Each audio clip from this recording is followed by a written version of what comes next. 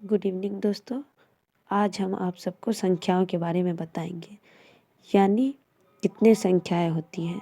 आज हम आप सबको सभी संख्या के बारे में बताएंगे, जिसमें पहला है प्राकृतिक संख्या। गिनती की संख्या को हम प्राकृतिक संख्या कहते हैं। मतलब जितनी भी संख्या की आप गिनती कर सकते हैं उसे प्राकृतिक संख्या कहते हैं। एग्जाम्पल है 1 2 3 4 5 6 7 8 9 10। मतलब जहाँ तक आप गिन सकते हो सभी प्राकृतिक संख्या हो।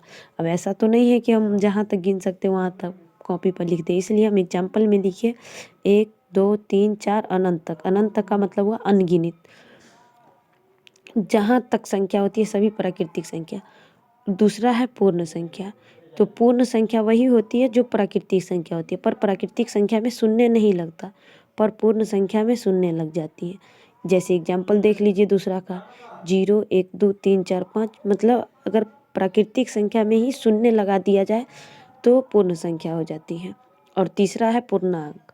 प्राकृतिक संख्या, पूर्ण संख्या और माइनस वाला संख्या भी इसमें मिलाकर सभी बनता है पूर्णांक। पूर्णांक किसे कहते हैं? तो सभी पूर्ण संख्या तथा ऋणात्मक संख्या शून्य के साथ मिलकर पूर्णांक बनाती है। सभी पूर्ण संख्या तथा ऋणात्मक संख्या। सभी पूर्ण संख्या के मतलब हुआ वही 0 1 2 3 4 5 पूर्ण संख्या हो गया। ऋणात्मक संख्या, ऋणात्मक संख्या का मतलब होता है माइनस वाला। और धनात्मक तो आप लोग को पता ही है। धनात्मक क्या होता है? 1 2 3 4 जिसमें माइनस ना लगा हो धनात्मक, और जिसमें माइनस लगा हो वो ऋणात्मक।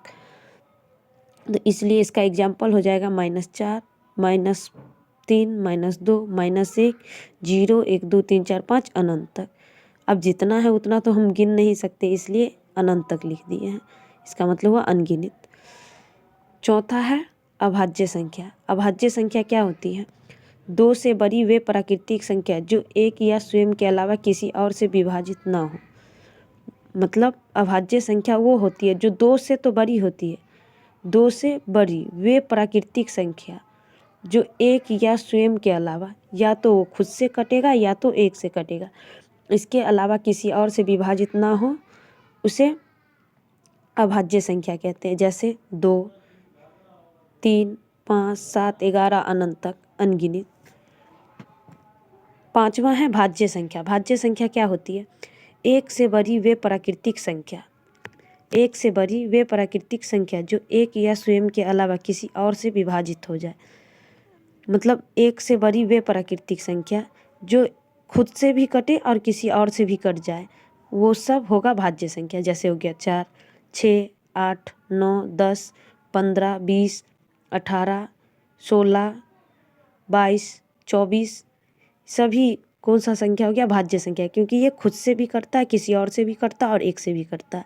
तो भाज्य संख्या होता है एक से बड़ी वे प्राकृतिक संख्या जो एक या स्वयं के अलावा किसी और से विभाजित हो जाए, वो होता है भाज्य संख्या। आगे है सम संख्या। सम संख्या क्या होता है?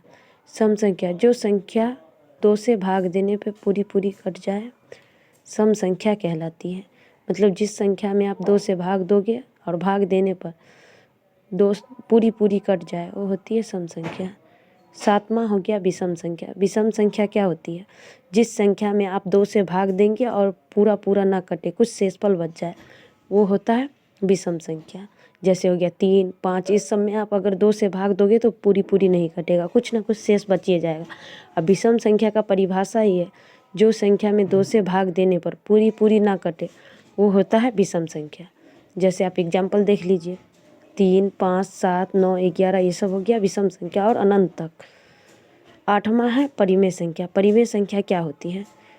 परिमेय संख्या वो होता है जिसे हम p बट्टा q के रूप में लिख सकते हैं।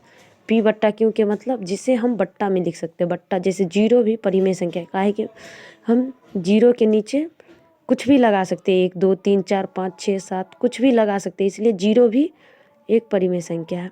इसमें हम एग्जाम्पल में लिख दिए 2 बट्टा 3 4 बट्टा 5 6 बट्टा 8 4 बट्टा 2 अनंत तक।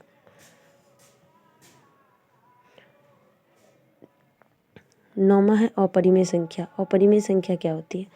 जिस संख्या को हम p बट्टा q के रूप में नहीं लिख सकते, उसे अपरिमेय संख्या कहते हैं। जिस संख्या को हम p बट्टा q के रूप में नहीं लिख सकते वो अपरिमेय संख्या होता है। जैसे √2, √3, √5, पाई, इस सब को हम बट्टा में नहीं लिख सकते, p बट्टा q के रूप में नहीं लिख सकते, इसलिए ये हो गया अपरिमेय संख्या। और सबसे लास्ट और 10वां है वास्तविक संख्या। वास्तविक संख्या क्या होती है? परिमेय और अपरिमेय संख्या मिलकर वास्तविक संख्या बनाती है। मतलब आप दुनिया में जितने भी संख्या को जानते हैं सभी संख्या हुआ वास्तविक। अब ऐसा तो हम नहीं लिख सकते कि दुनिया में जितनी भी संख्या है सभी वास्तविक संख्या, इसलिए हम लिख दिए परिमेय और अपरिमेय संख्या मिलकर वास्तविक संख्या बनाती है, क्योंकि दुनिया में जितनी भी संख्या सभी आते हैं परिमेय और अपरिमेय के अंतर्गत, इसलिए परिमेय और अपरिमेय संख्या मिलकर वास्तविक संख्या बनाती है। जैसे इसका एग्जाम्पल हो गया 2/3, 6/8, √2, √5, परिमेय और अपरिमेय दोनों का मिक्सचर है। मतलब दुनिया में जितनी भी संख्या है सभी संख्या मिलके वास्तविक संख्या बनाती है। आज के लिए बस इतना ही। Thanks for all. अगर पसंद आए तो सब्सक्राइब एंड लाइक ज़रूर करना।